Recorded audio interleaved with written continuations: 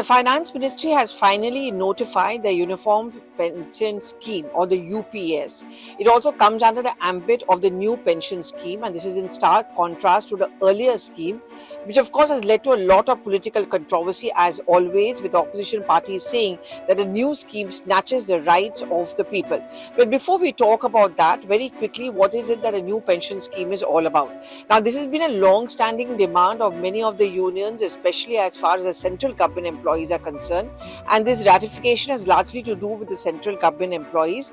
That is, they don't have any retirement benefits, or there's no assured kind of money which they can get once they are retired or approaching retirement.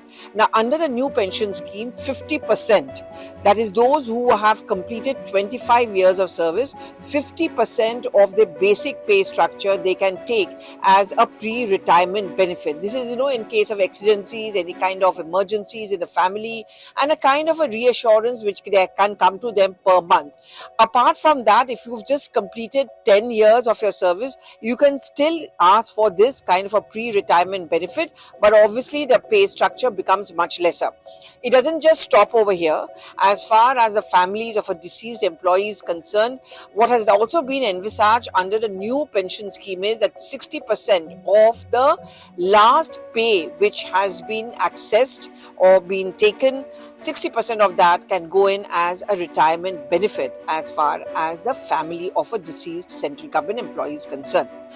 Now, the central government employees, of course, have been getting benefits from the government. For example, after cabinet meetings, dearness allowance, and so on and so forth takes place. But, very often their unions and their representatives have approached the government and made the larger point that they have not been able to get the benefits. There's no assurance that, if they want to take money from their pension scheme, and if they enroll under the new pension scheme or any pension scheme for that matter, particularly under the old one, whether they're going to get any benefits or not. Now the government under a new pension scheme has actually given this option. The entire process will get into motion by April 2025. Most of the employees, as we know, are enrolled under the old pension scheme, but that option is now being given of opting for the new pension scheme.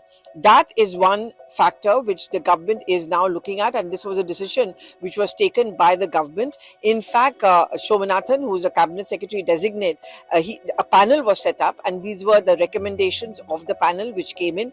And with this, the Prime Minister has also tried to reach out to central government employees and also given an assurance to them that even before retirement, if they've completed at least 25 years of service, and post-retirement, at least those benefits and their family are taken care of.